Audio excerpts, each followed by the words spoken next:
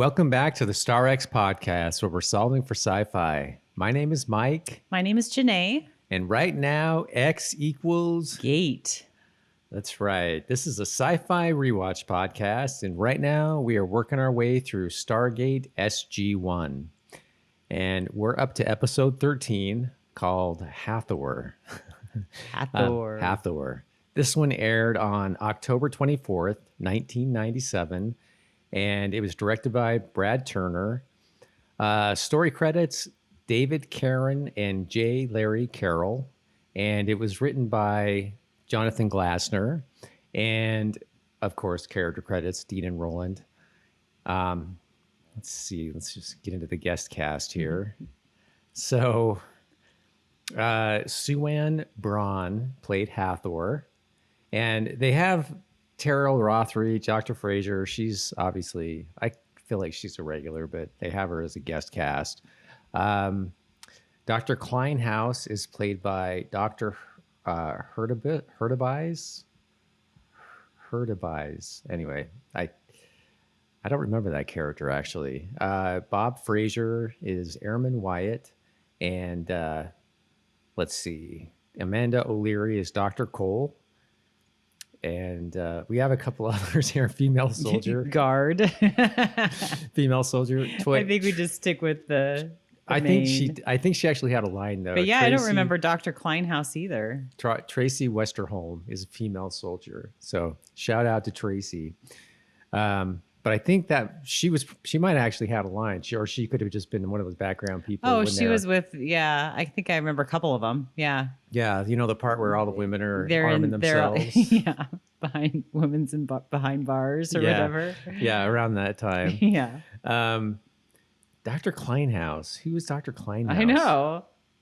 We just watched it, and I'm like, who was that? It's a guy. As Dave Hurtubise, and there's no picture of him, so... Yeah. Dr. Kleinhaus.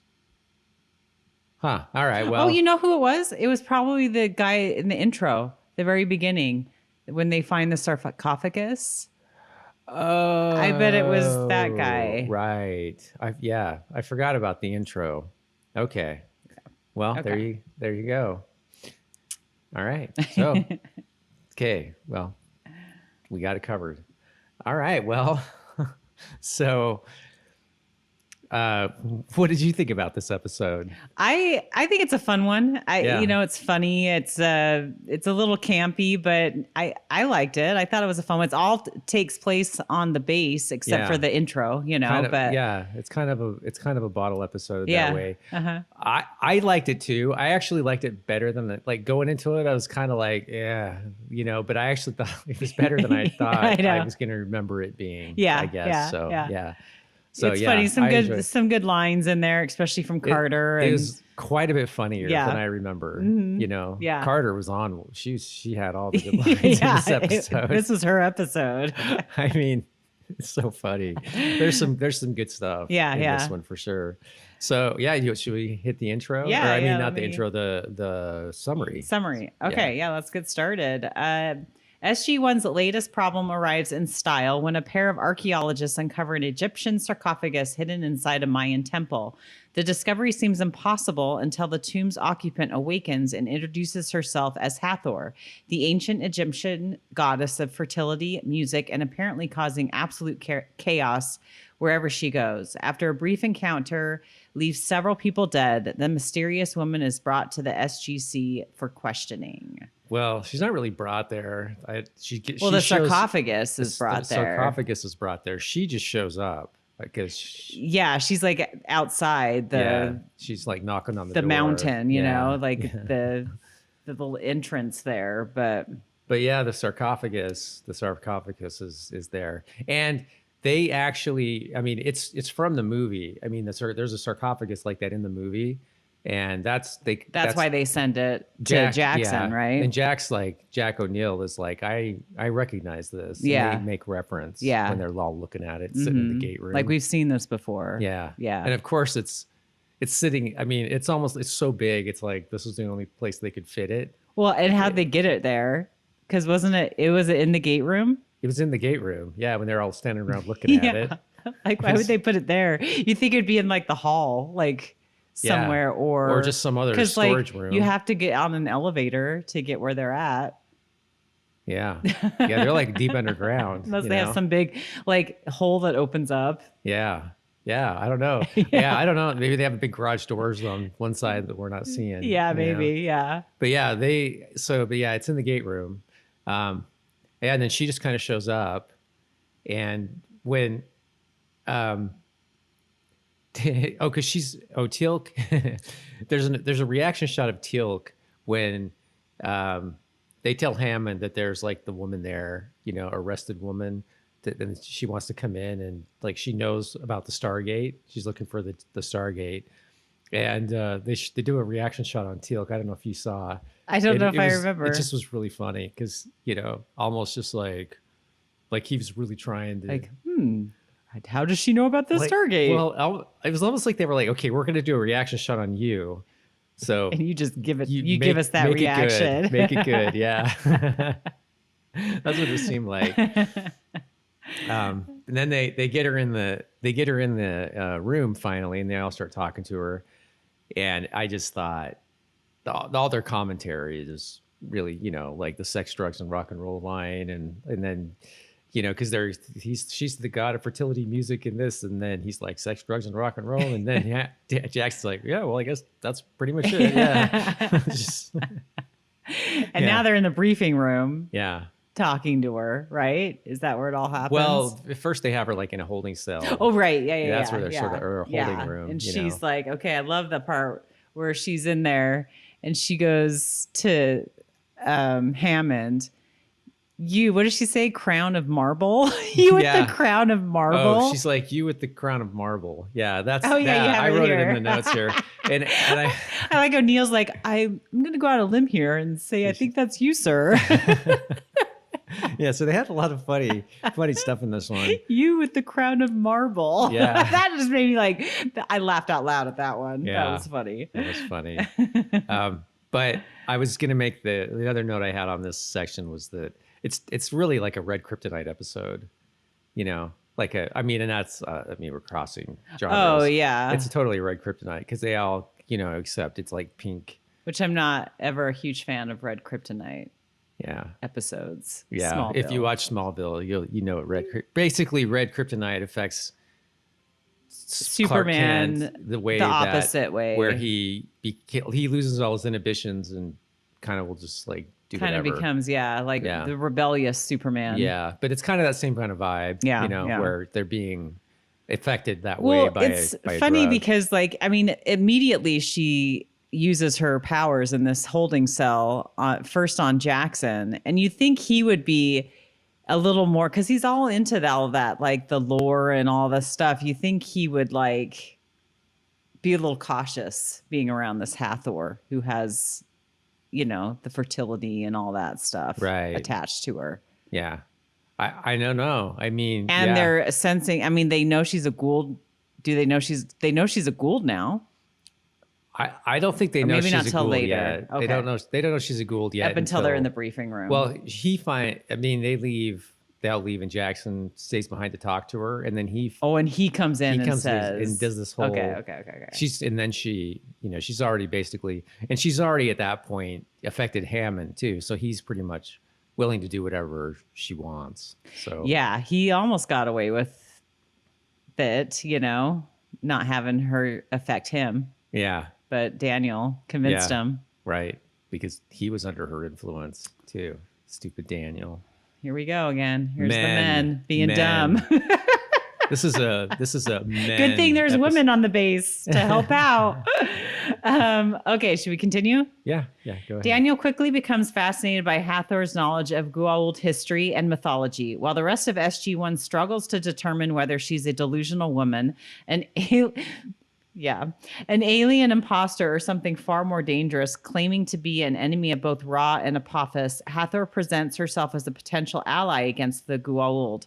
Unfortunately, she also possesses a powerful ability to manipulate the men around her, gradually placing Daniel, O'Neill, Hammond, and nearly every male in the base under her influence. Yeah. So I was surprised. Oh, she you say here too. You're surprised Daniel was so forthcoming. What I just said. well, when he comes down into the briefing room and starts talking to them, I thought it was surprised me how much he was explaining after it felt like he was under her influence. Like, you know what I mean? Like he's kind of telling it all.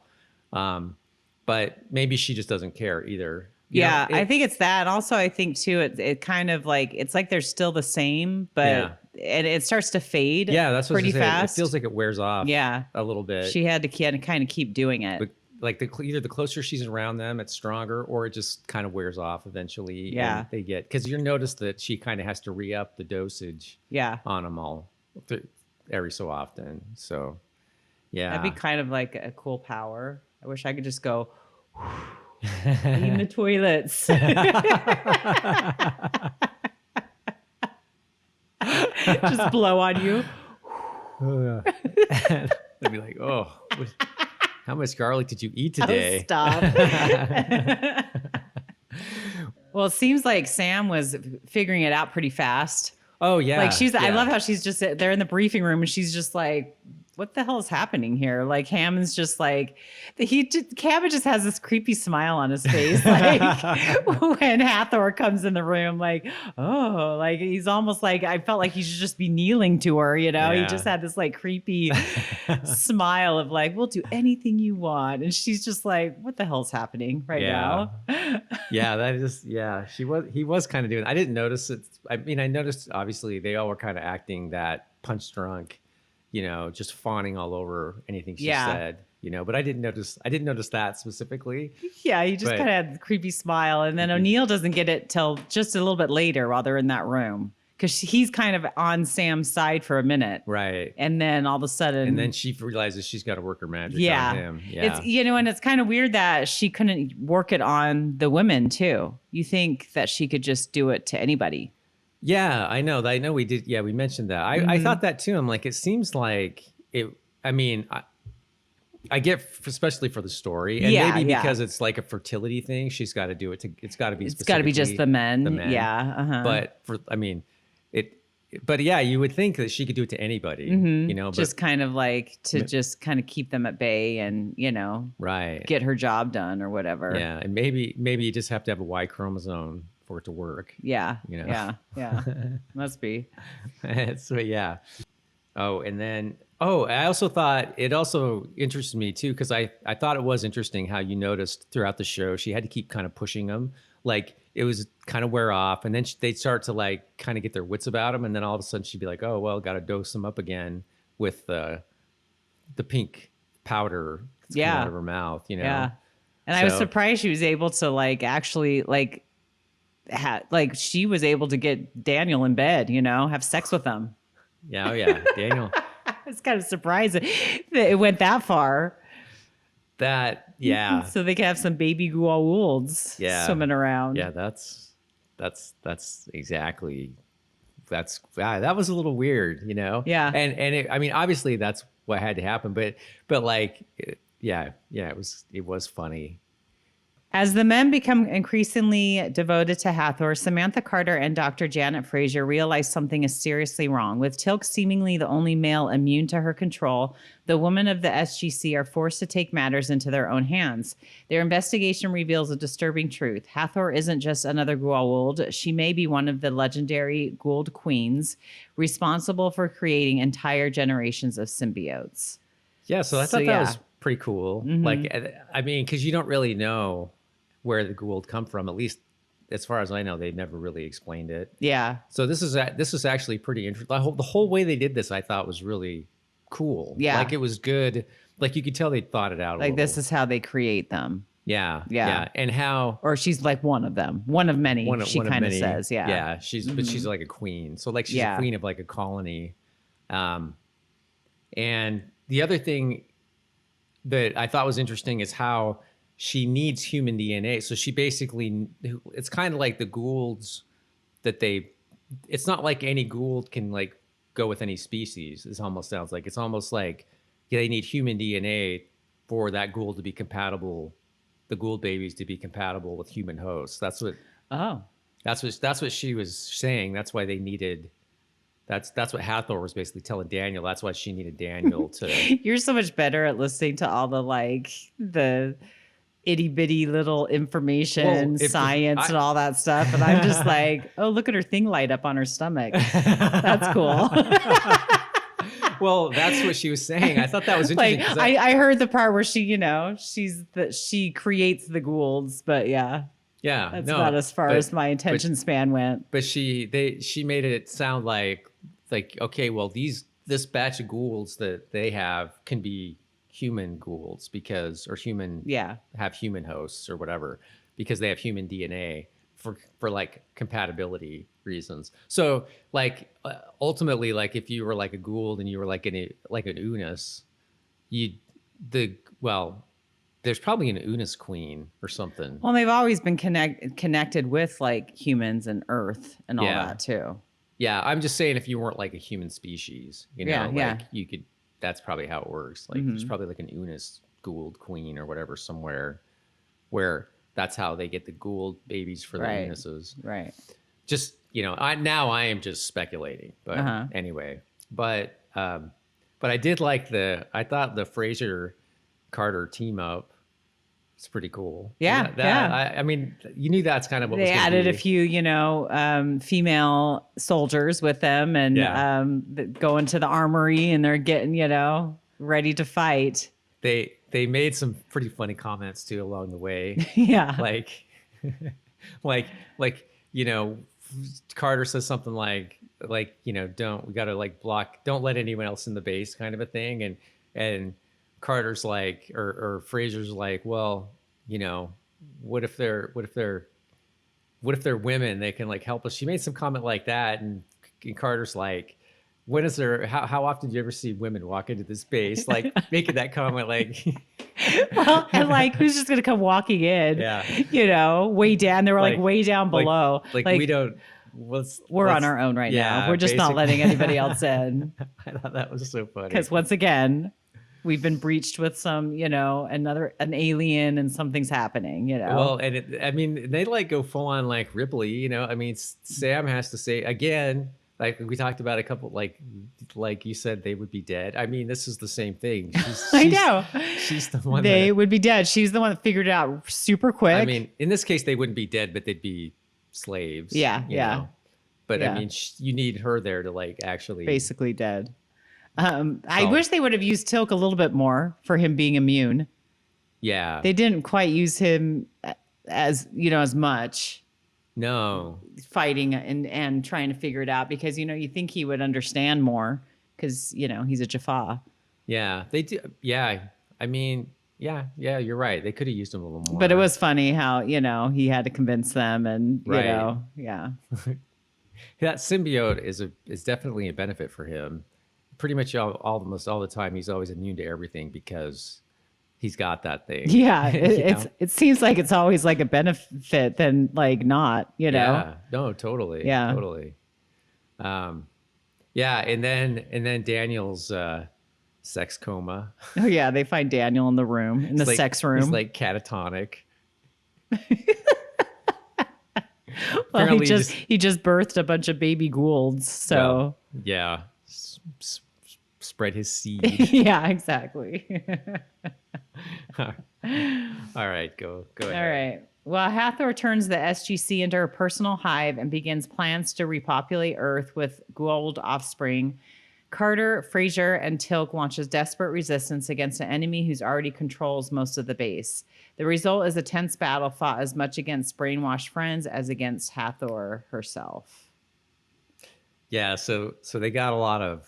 This summary's not as funny as some of the other ones. Oh, yeah. I don't know. There's a lot of commentary on this is a man's world and a man's army and a lot of stuff like that.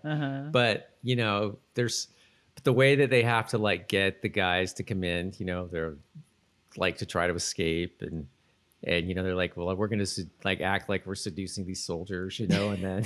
I know. I was surprised Fraiser actually kissed one of them. I know. You see, though, she's like totally wiping her mouth after, like I'm disgusted. But she was, she had to act. She was acting. But then that's when like Sam makes her comment about, what does she say? Now I feel like I'm in a Why do I feel like I'm in a women behind bars movie? I know, I didn't get it. You had to explain it to me, but yeah, it was funny. Yeah, I guess you didn't watch a lot of HBO in the 80s. Apparently not. Maybe too young. Yeah, probably. Probably. Not as old as you. Oh, yeah.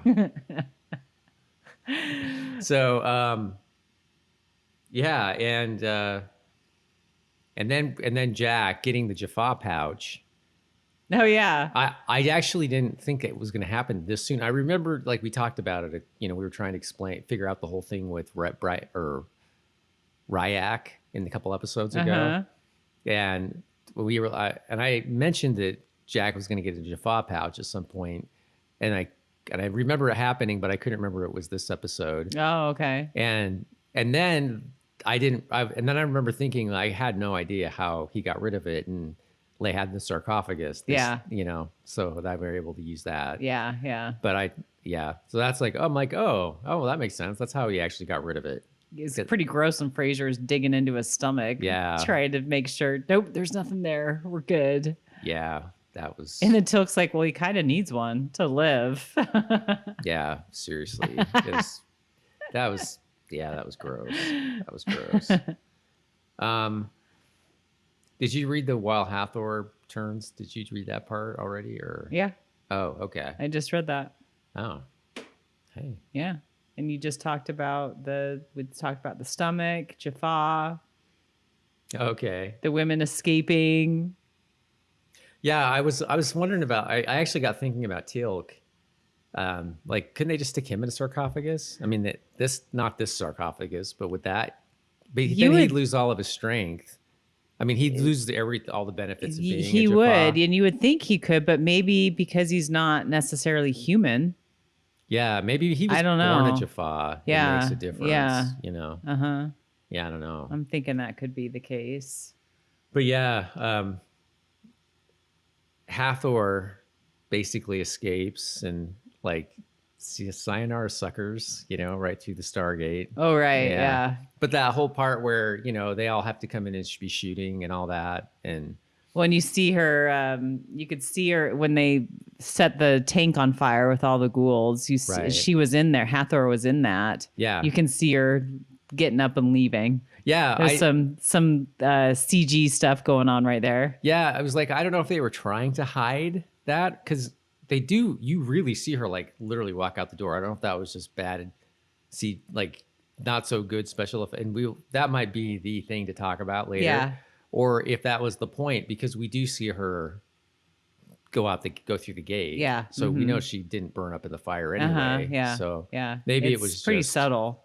Yeah. Seeing her leave out of the I have a feeling they were trying to hide or it. Whatever.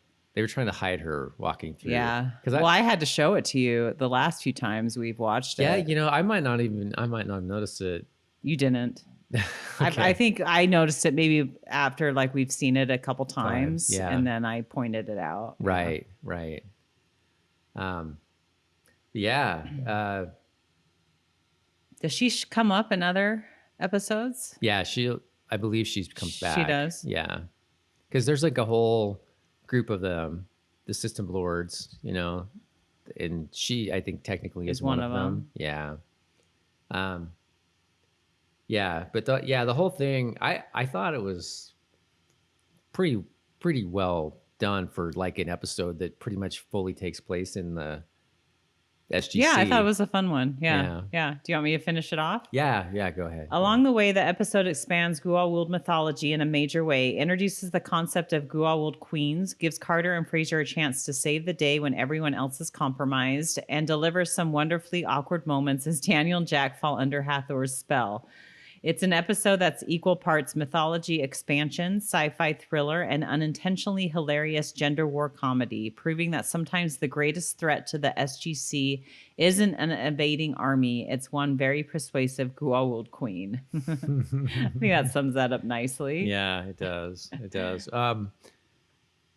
Yeah, so overall, it ended up being funnier and more entertaining than I kind of remembered. It was, but I think it was mostly because it was like, I saw what it was, and I kind of knew what it was going to be, but when you dig into it, it's pretty funny. Yeah, it's a good episode. Yeah, I liked it. Yeah. Well, should we do Trivia goofs? Trivia and goofs. Okay. All right. You want to go first or? Sure. The establishing shot of the Mesoamerican pyramid is an altered photo of the temple of Kukulkan at Chichen Itza in Mexico. Yeah, Chichen Itza. Chichen Itza. The image was stretched sideways. Yeah, it wasn't a very good shot. Yeah, you could It's tell pretty it was like blurry. a still image. I've actually been to that pyramid. Oh, have you? Yeah, it's in well, it's not in Cancun, but if you go to Cancun, you can go on a tour there. Oh, okay. To Chichen Itza, and I will say that I have been in I believe you can go inside it. I believe that's the one you can go inside, and the room is not nearly that big that you get to walk into where they had the sarcophagus. Oh, really? It's tiny. The room is Even smaller than what they were showing? what they were showing was like not even close to how small. I Oh, mean, wow. you walk up this like really, really, if it's what I'm remembering, you walk up this really, really tiny staircase where you're like barely able to fit through Weird. and then you get up and there's like you got to get up to the top and you can see this like kind of like idol thing, kind of like there's statues and stuff. I don't remember specifically what was up there, but there were a couple statues and stuff. And that's like it. I don't know if there are other rooms in those pyramids or I was just going to ask that. Like, is that the only little room in that whole entire pyramid? they make it seem like they don't have like rooms in them. I think there's usually like one. I don't know though. Weird. Yeah, I should look it up. It's like, why make them so big? But I think it's the same with the Egyptian pyramids. I don't think they have like a lot of rooms in them or anything. It's just like maybe a couple tombs or something. Interesting. I don't know though. I could be wrong. Yeah. Don't take my knowledge for, that kind of history because I have no idea, because I'm literally not a historian. But I kind of remember with this pyramid, them basically saying that it's not full of rooms. It's like, that might be it. But it was like 25 Long years time ago. Yeah. Okay. So this is the first this is the first episode where SG-1 does not travel through the Stargate. Yeah, so this is all Except at for home. Hathor in the end. Well, the SG-1 team Yeah, doesn't I go know, through the I know. Stargate. Yeah, but okay. Daniel says he's the only one to have done research into cross-pollination of ancient cultures. Over the past 100 years, many fringe theories have been presented claiming African, Egyptian, or Chinese influences on the Olmecs and subsequent Mesoamerican cultures. Is that because they found at the Mayan, they found an Egyptian sarcophagus? Is that what they're talking about? That's what they're talking about. So like the fact that there was Egyptian stuff in a So there's like a lot of other stuff like that. well in this is within the Stargate show. He's saying that, but like this person's basically saying in real life, there's a lot of people who have like kind of crackpot theories or fringe theories about cross pollination of cultures. So I don't know. I don't know if it really counts as a trivia. Yeah, but it's just the show, and yeah, I know it's just the show. So I don't really know. I'm not sure on that one. Okay. Hathor is the first female Goa'uld to have a speaking role in the series. Oh, really? Yeah, I guess. I don't remember. Yeah, I guess that makes sense. I'm trying to think back. You really only episodes. you've only really had Apophis, and whatever any of I don't. You've never really. Well, no, not really, because I mean, I guess would you call Sharae a Goa'uld? I mean, yeah, but I don't. Does she ever speak after? I don't think she really ever speaks. She doesn't speak after she's been. I think she does a couple times. Maybe. Yeah. But after, since this has happened, I bet not. Yeah. Yeah. Anyway, well, I believe it. Okay, go ahead. In an interview on the podcast Gate World, Sue-Ann Braun stated that Sharon Stone was originally cast as Hathor, but dropped out after the success of Basic Instinct. That doesn't add up, however, as Basic Instinct came out in 1992, over 5 years prior to this episode. Yeah, that totally. Yeah, I'm wondering if maybe she was told that or something, and it kind of stuck with her, but it's probably not. Yeah, I bet that's quite the true. case. You know, yeah, I bet that's totally the case. That doesn't seem like legit Yeah. at all. Because yeah, like that's at that point, Basic Instinct was super old. Yeah. Yeah, there's Sherry Stone wouldn't be doing And she was Stargate pretty big star SG-1. by that Yeah, time. Yeah. she wouldn't have been doing No. SG-1. No. Yeah. Okay, and let's see. Captain Carter shows Dr. Fraiser information about Hathor on a computer running Netscape Navigator in Windows 3.11. And the website, they have that in quotes, is actually just a locally stored HTML file in a directory on the C drive named to appear like a website. And so I actually, when you went upstairs, I queued it up and looked at it. Uh-huh. I went back to that part, and it does have in the file path, you know how usually it's like HTTP, you know, whatever it has that. What it had was like C:/ // Oh, yeah. and then it had like www/ something something / it had like a whole like, but it was like a local file system. Like it was kind of like they had a bunch of folders and then the file .html, and so it's like someone basically built like a HTML page locally, Right. and that's to just do it, to yeah. just do the scene. Yeah, I thought it was funny how she's like, I'm just, searching the net. but this is normally Daniel's thing. I'm not really that good at it, you know. But anyway, okay. In the scene where the hot tub is burning with Hathor in it, a blurry burning CGI. Oh, here we go. Is this or CGI enhanced version of Hathor can be seen exiting the tub with her leg and then her back being visible if paused. Then Hathor exits through the back door on the right. Her Goa'uld device might have saved her skin and hair, which under more normal circumstances would have visibly burned. Yeah. Maybe so, she put a shield around herself. Yeah, I mean, who knows? Who knows? I don't think you're meant to see it.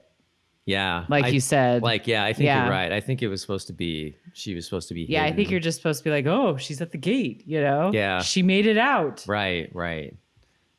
Okay. Goofs. All right. Hathor's guest quarters contain a very large ornate gold, is that brocade and fringes, USA flag on a short pole. And it says, "This is over the top. Guest quarters on military bases, even VIPs wouldn't have that." I don't even know what they're talking about. I don't, yeah. I mean, I wouldn't know what a guest quarter would look like on a base. Yeah. And they like to have some kind of like official flag or something. Maybe that's what they're meaning. In the room. It's like they're making it kind of look like military or, military-esque. presidential-ish, like, Oh, okay. Okay. All right. Oh, you can probably skip the next one. We just talked about the website thing. When the women are locked up, Captain Carter's rank insignia is on incorrectly. Dr. Captain Fraiser's rank insignia is turned 90 degrees on her collar. Yeah. Again, this is like, must be yeah, military. That's just like, yeah. Military people. Yeah. Let's see. Given Hathor's knowledge of the Stargate and Ra, it's inconceivable that they didn't assume a Goa'uld presence. I guess they're saying like because she knew a lot, they should have just assumed she might have been a Goa'uld because she knew of the Stark when she first got there. I think they should have. I kind of did too. Yeah, I think they should have like been like, huh, like especially with the link to the sarcophagus that Daniel and O'Neill have seen. Well, maybe before. Maybe Teal'c is the one that when he does that expression at the front, maybe he's like the one that's that. supposed to maybe realize. Yeah, I mean maybe like that's, I don't know. Yeah, but yeah, I kind of agree with that. I agree with that. After getting Jack out of the tank with the larva Goa'uld, Janet sticks her ungloved and unsanitized hand in his stomach. A doctor would never insert anything unsanitized into a patient for risk of infection and possibly death. Yeah, that was pretty gross. I actually kind of thought that. I'm like, she's just going for it. Yeah. Just stick something in there. I know. Maybe they just know they can stick their hands in a Goa'uld pouch. Yeah. Good thing they had the sarcophagus. Because, yeah, totally. Okay, and then when Jack gets out of the sarcophagus, Sam immediately hands him a weapon. He's been under Hathor's influence nearly the entire show. Sam should have made sure he was no longer being controlled by Hathor before arming him. I don't know. I feel like it was pretty obvious because that he wasn't under her control anymore. The way that he got up and then he jumps out, Yeah. it didn't seem like she needed It to. didn't. Yeah. I kind of felt like that too. Yeah, He seemed like he was back to normal. Yeah, I agree. Okay, last one. When Hammond, Jackson, and O'Neill approach Hathor's holding cell, the guard salutes Hammond with his palm facing forward, British fashion. The proper American salute would have his palm flat down with fingertip to his eyebrow. Okay. So it sounds like somebody who knows a lot about military. Yeah, notices all decided that to put stuff. a bunch of the stuff in. Yeah. Most of us are just, dumb plebs or whatever. Yeah. Wouldn't have any idea. Yeah, I anyway. don't notice any of that. Yeah. But I mean, I guess it's cool. Okay, so indeed count. 0. Still 0. I feel like it's never coming. Yeah. For crying out loud, there actually haven't been any in a couple episodes. There's none in this one, so we're still at 11.5 for the series. So not so special effects. We've already talked about it a couple times. The burning tub, and that's probably. It's not that it was bad, but like then her whole jumping out of seeing her and all that. Yeah, it is. They did their best. Yeah. It was fine. But yeah, this one was kind of the Goa'ulds were gross in the tub when they're like showing her like picking them up, and, like or whatever. But yeah, but I mean, for a show that was just like again pretty much all inside the SGC, there really wasn't like a need for a ton of special effects. So, yeah, yeah. Anyway, okay, so Chevron rating. You go first this time. So 9 is like a top notch one, right? I think I'd give this one like an 8. Okay. I think because I thought there was a lot of funny stuff in it. Yeah, there was. That kind of makes me, and it had. I mean, it's pretty entertaining. I could maybe go 7.5, but I think I'll even go 8 because like the Sam and Fraiser team up I liked. Yeah. And all the stuff that they were doing. Yeah. Made me laugh. Yeah. Yeah, and also there was a lot of good, well thought out Goa'uld background information, like all the DNA stuff I liked and all that, which like made a lot of sense. Yeah, I think I'll go the same. 8. Yeah, give it an 8. Yeah, too. All the same reasons. All the same reasons. Yeah, nothing else. Just okay. All right. Well, there you go. Yeah. So. Should go to the line of the episode. Yeah, this was, I think, the cheesiest line in the whole episode that I was like, it was a little cringy, but is from Carter. She was throwing out a bunch of funny lines. Yeah. So the line of the episode is, this is when they're in the cell with all the other women on the base, and she says, "Yeah, well, Mama said there'd be days like this." And I'll be honest, like I had about 3 or 4 of them written down. Like the women's prison thing was funny. Part when she knocks out Hammond and she says, "Well, my career's over." Yeah, something like that. And the gold crown, that's funny. The gold crown. Oh yeah. The marble crown. The marble crown. Marble crown. And gold. Yeah, the marble crown. That was funny. That's a good bald joke. Yeah. I mean, that's right? It's like making it.